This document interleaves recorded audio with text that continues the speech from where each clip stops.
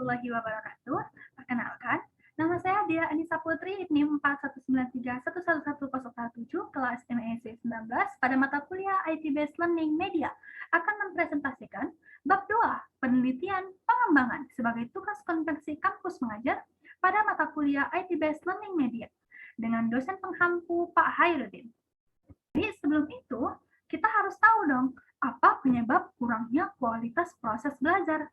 Yang pertama, perangkat pembelajaran berupa media, buku, modul, LKPD atau LPP yang tidak relevan untuk mencapai tujuan pembelajaran. Yang kedua, penerapan model pendekatan pembelajaran atau strategi pembelajaran yang masih monoton dan belum tepat untuk mencapai tujuan instruksional pembelajaran.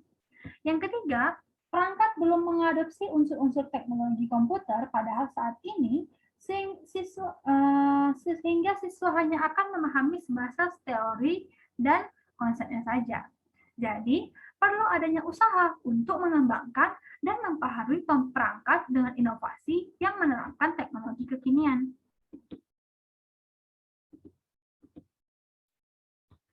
Alasan pengembangan bahan ajar. Yang pertama, diperoleh bahan ajar dengan tuntutan kurikulum yang sesuai dengan kebutuhan peserta didik. Yang kedua, mandiri. Peserta didik tidak lagi tergantung kepada buku teks yang kadang menyajikan satu sudut pandang kebenaran. Yang ketiga, referensi. Memperkaya karena dikembangkan dengan menggunakan beberapa referensi. Alasan lainnya, menambah hasanah pengetahuan dan pengalaman guru dalam menulis bahan ajar, membangun komunikasi pembelajaran yang efektif antara guru dan peserta didik, menambah angka kredit jika buku dikumpulkan dan diterbitkan. Manfaat tersedianya bahan ajar. Yang pertama, bagi guru, bahan ajar sebagai pedoman untuk mengarahkan semua aktivitas dalam proses belajar sekaligus sebagai substansi kompetensi yang seharusnya diajarkan kepada siswa. Yang kedua, bagi siswa ini berguna sebagai pedoman untuk mengarahkan semua aktivitas dalam proses pembelajaran, sekaligus merupakan substansi kompetensi yang harus dikuasai. Materi yang kedua, penelitian pengembangan. Nah, untuk menghasilkan produk bahan ajar yang berkualitas, perlu dilakukannya suatu proses pengembangan yang merupakan salah satu dari jenis penelitian. Penelitian pengembangan dikenal juga sebagai penelitian Research and Development atau R&D, yang bertujuan untuk menghasilkan suatu produk baru atau memperbaiki produk yang sudah ada, baik berupa buku, lembar aktivitas siswa, media pembelajaran, modul, dan bahan ajar lainnya. Selain itu, jenis penelitian ini dapat digunakan untuk mengembangkan model pembelajaran, strategi peningkatan mutu alat laboratorium, program komputer, dan sebagainya.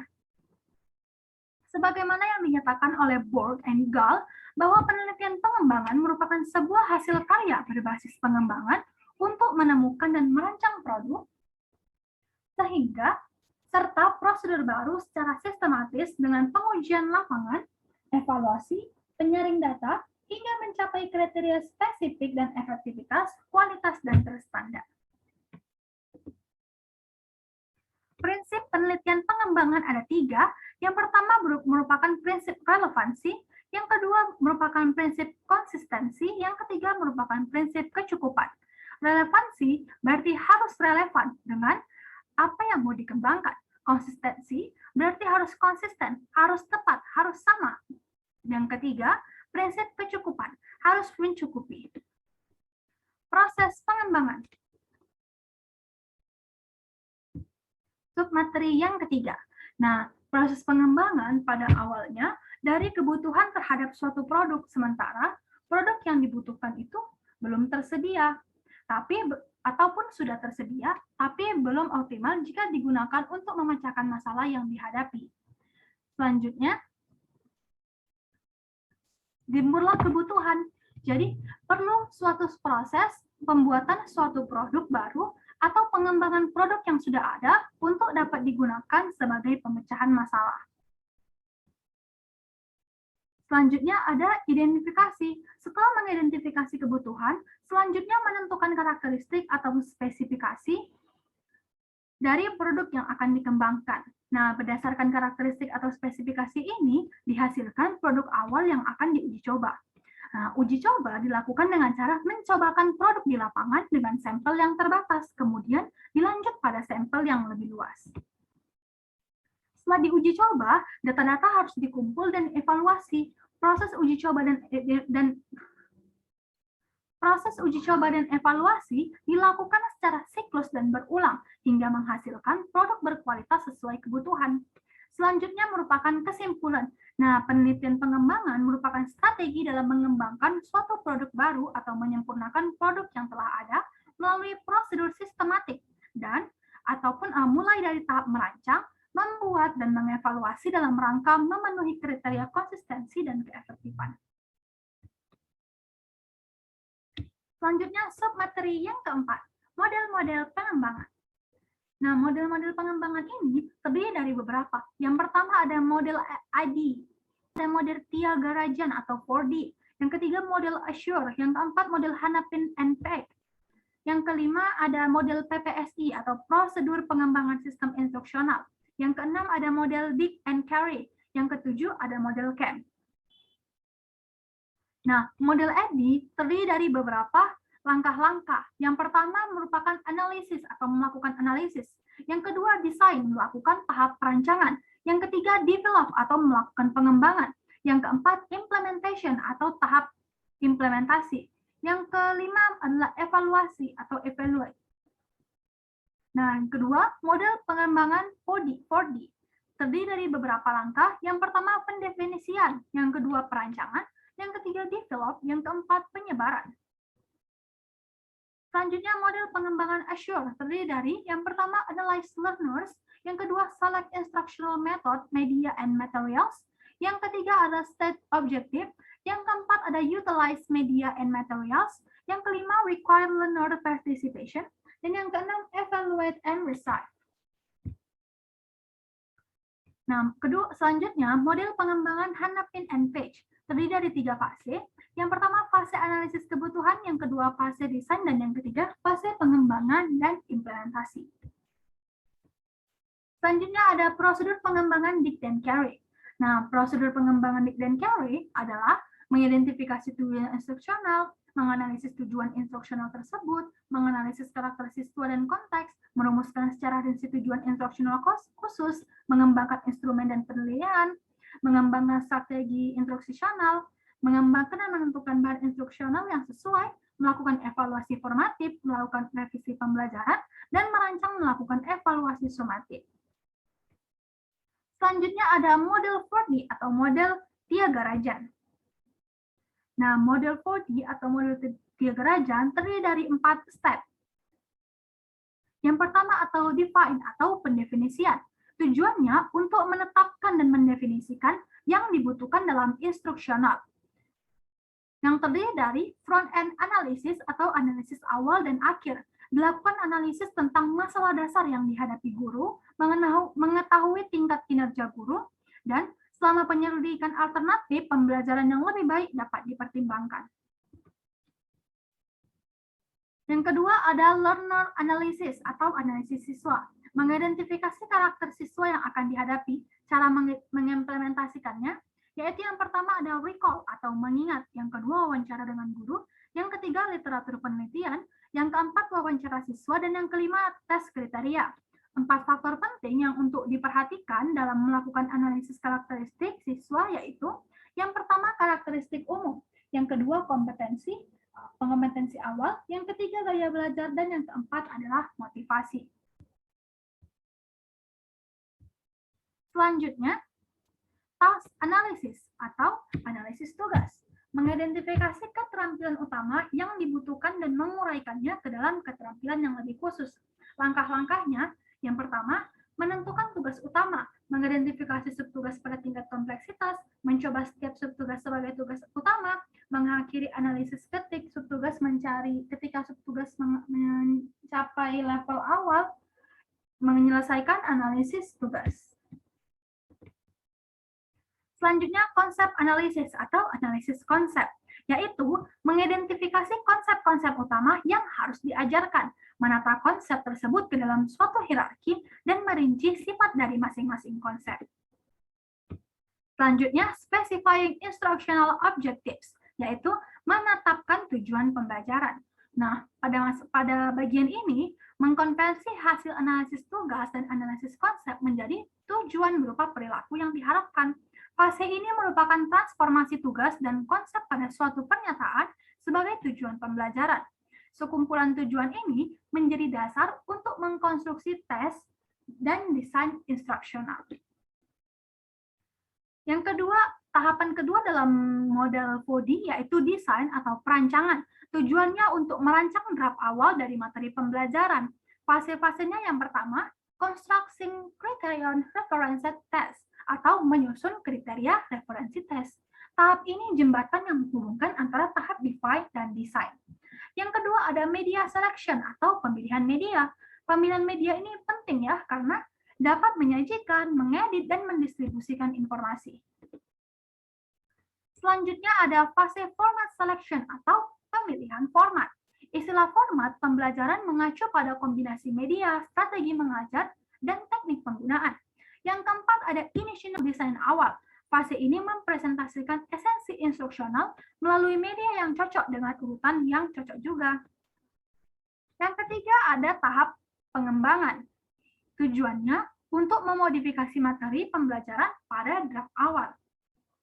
Nah, terdiri dari apa saja itu? Yang pertama, expert appraisal atau penilaian ahli merupakan teknik untuk memperoleh saran untuk memperbaiki materi. Nah, petunjuk penerapannya yang pertama, menggunakan bermacam sosialisasi di bidang pendidikan dan teknis. Yang kedua, membatasi ahli sesuai dengan bidangnya. Yang ketiga, hanya menyajikan bahasan instruksional yang relevan untuk dievaluasi. Dan yang keempat, menetapkan tujuan review dari setiap ahli. Selanjutnya ada fase development testing atau uji pengembangan. Menguji cobakan materi terhadap siswa untuk menetapkan bagian yang memerlukan revisi. Uji ini melibatkan uji coba materi instruksional pada siswa target. Tujuan uji ini untuk mengumpulkan data dalam membuat materi instruksional lebih efektif. Nah, tahapannya ada 3. Yang pertama, uji tahap awal. Yang kedua, uji kuantitatif. Dan yang ketiga, uji coba perangkat total. Selanjutnya, langkah keempat pada model 4D adalah draft final adalah disseminate atau penyebaran. Nah, disseminate atau penyebaran, jika misalkan draft final dari materi pembelajaran diperoleh jika fase uji pengembangan menunjukkan hasil yang konsisten dan ahli memberikan komentar yang positif. Nah, ada 3 langkah setelah itu. Yang pertama, validating testing. Yang kedua, packaging. Yang ketiga, diffusion and adapting. Selanjutnya ada model EDI. Nah, pada model EDI ini terdiri dari 5 tahap yaitu analisis, design, development, implementation, dan evaluate. Yang pertama, tahap analisis. Nah, beberapa hal yang harus dilakukan dalam tahap ini adalah yang pertama, mengidentifikasi masalah. Setelah masalahnya kita identifikasi, kita dapat melakukan tahap kedua, yaitu menetapkan tujuan pembelajaran.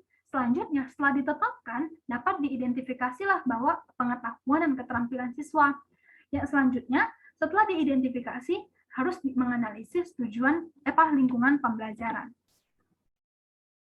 Yang kedua, tahap desain pada model EDI. Terdiri dari beberapa langkah juga ya. Yang pertama, kita harus menentukan tujuan pembelajaran dulu. Setelah ditentukan, kita harus merancang rencana pembelajaran. Setelah rencana pembelajaran selesai, kita harus memilih media yang sesuai dengan rencana pembelajaran kita dan merancang perangkat yang diperlukan. Setelah semuanya selesai, kita harus mengembangkan alat evaluasi untuk mengukur kompetensi. Tahapan yang ketiga yaitu development atau pengembangan. Nah, hal-hal yang perlu diperhatikan dalam tahap ini, yang pertama, kita mempersiapkan bahan ajar. Yang kedua, merencanakan rangkaian proses belajar. Yang ketiga, merencanakan sistem penyampaian. Yang keempat, memilih dan memilah bahan ajar. Yang kelima, mengembangkan rencana pembelajaran. Dan yang keenam, memvalidasi rancangan pembelajaran. Selanjutnya, tahap keempat, yaitu tahap implementasi. Nah, tahap implementasi ini bertujuan untuk mengimplementasikan produk yang dihasilkan dengan One Good Practice Process Design. Nah, teknik ini bertujuan untuk mengetahui efek dari sebelum dan sesudah dilakukan perlakuan. Selanjutnya ada tahap 5, yaitu evaluation. Nah, tahap evaluasi yang dilakukan adalah tahapan evaluasi formatif dan summatif. Evaluasi bertujuan untuk mengukur kompetensi akhir siswa. Hasil evaluasi memberikan feedback kepada pihak pengembang bahan ajar, model, atau metode. Selanjutnya, dilakukan revisi berdasarkan evaluasi yang sudah dilakukan sebelumnya. Nah, submateri yang ketujuh adalah kualitas bahan ajar. Wicker dan Nelson mendefinisikan penelitian pengembangan sebagai kajian sistematis terhadap pendesain, pengembangan, dan evaluasi program. Proses dan produk pembelajaran harus memenuhi kriteria validitas, praktikalitas, dan efektivitas. Menurut Rochman, untuk menentukan kualitas hasil pengembangan, model dan perangkat pembelajaran umumnya diperlukan 3 kriteria. Yang pertama, kevalidan, kepraktisan, dan keefektivitas. Ya, selanjutnya, pengembangan perangkat pembelajaran dapat mengacu pada teori-teori yang dikemukakan pada ahli pendidikan yang tadi kita sebutkan. Nah, apa saja sih indikator penentu dari kualitas perangkat pembelajaran? Nah, untuk mengetahui apakah perangkat pembelajaran itu merupakan perangkat pembelajaran yang berkualitas atau perangkat pembelajaran yang baik, harus memenuhi dari 3 indikator ini. Yang pertama, indikator validitas. Nah, indikator validitas ini digunakan untuk menyatakan kevalidan gitu, keabsahan perangkat pembelajaran yang dikembangkan. Jadi, indikator yang digunakan untuk menyatakan kevalidan perangkat pembelajaran yang dikembangkan adalah validitas isi dan validitas konstruk. Nah, Acker menyatakan validitas mengacu pada desain dari perangkat yang didasarkan pada keadaan terbaru dari teknologi atau ilmu, atau validitas isi, dan berbagai komponen dari perangkat secara konsisten berkaitan satu sama lain, atau konstruk. Yang kedua, kepraktisan. Perangkat yang dikembangkan dikatakan praktis apabila memenuhi indikator yang ditetapkan, yaitu yang pertama, dapat digunakan dengan sedikit revisi atau tanpa revisi. Yang kedua, respon siswa pada perangkat pembelajaran baik. Yang ketiga, dapat diterapkan dengan baik setelah uji coba.